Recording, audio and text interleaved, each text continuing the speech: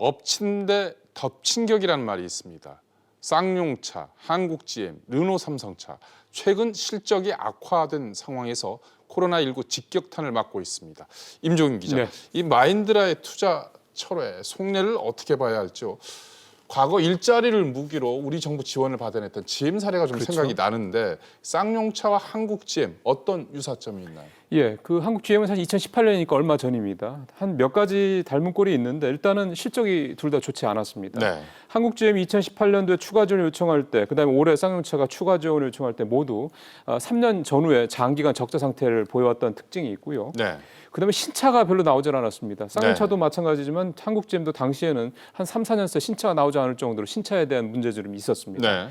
여기에다 2018년 당시 이 한국 GM이 이 추가 지원 요청할 때가 지방선거를 앞두고 있었을 때였거든요. 네. 지금도 역시 총선을 앞두고 있을 때라는 점. 그렇군요. 그러니까 선거를 앞두고 양측의 이 외국계 대주주들이 추가 지원을 요청했다는 공통점이 있습니다. 네, 임 기자 지금 설명을 드리니까 이 혹시나 마인드라도 과거의 GM처럼 뭔가 우리 정부 지원을 받기 위해서 고도의 전략을 펴는 것이 아니냐 이런 의심이 드는데요. 맞습니다. 충분히 그런 시각으로 보는 게 무리가 아니라고 볼 수가 있습니다. 특히 쌍용차 같은 경우는 문재인 대통령이 대선 공약으로 이 해고자들 복직 문제를 직접 거론을 했었고요. 2018년도에 문 대통령이 인도를 방문했을 때도 복직에 노력해달라 이런 요청을 별도로 할 정도로 네. 각별한 관심을 보였던 그런 이슈이기 때문에 마인드라 측에서도 충분히 즉 한국 정부가 이 노동자들 문제, 일자리 문제에 예민하다는 점을 간파했을 거라는 네. 생각을 할 수가 있습니다.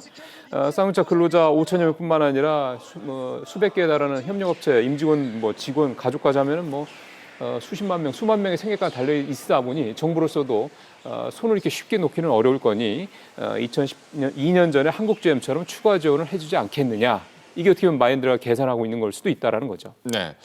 하지만 앞서 이 윤 기자 설명을 들으니까 이 쌍용차 경영 상황에 예. 관한 부분을 얘기를 들으니까 지금으로서는 정부가 지원을 해도 자칫 밑빠진 독에 물 붓기 그렇죠. 될 수 있다. 이런 우려가 나올 수 있을 것 같은데. 예.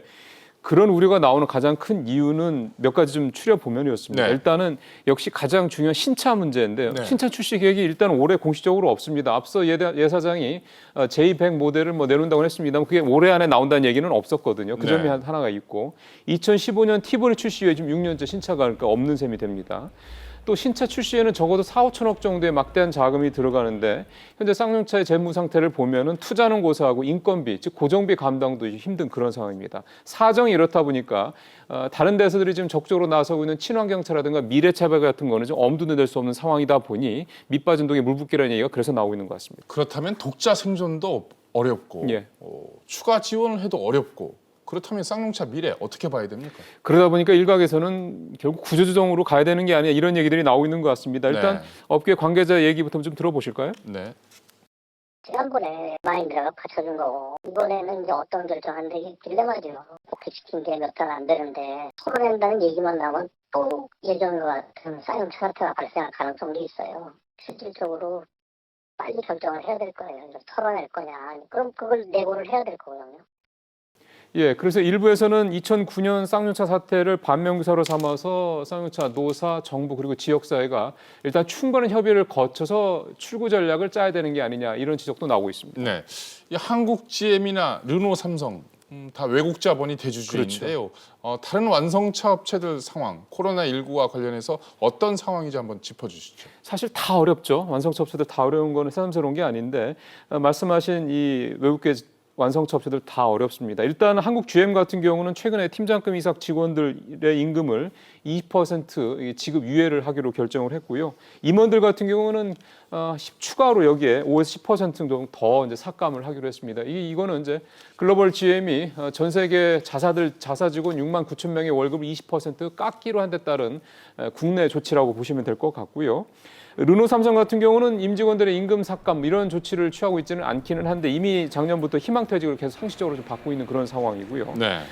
특히 르노 삼성 같은 경우는 최근에 출시가 돼서 인기몰이 중인 신차 이 XM3의 해외 수출 길이 코로나19 때문에 막히는 게 아니냐 상당히 지금 노심초사하고 있는 것으로 전해지고 있습니다. 윤소은 기자, 이 한국 GM과 르노 삼성의 모기업 그러니까 GM과 르노의 상황은 어떻습니까? 이 모기업 상황에 따라서 한국 GM이나 르노, 삼성의 처지도 좀 달라질 것 같은데요. 네, GM과 르노 본사 모두 코로나19 여파로 생산 차질을 빚고 있습니다. 먼저 GM의 경우 지난달 18일부터 미국 공장을 멈춘 뒤 아직 생산 재개 일정을 잡지 못하고 있습니다. 또 르노도 지난달 16일부터 셧다운됐는데요. 판매 유통망도 닫히면서 글로벌 자동차 업체들은 생산과 판매 모두 타격을 입게 됐습니다.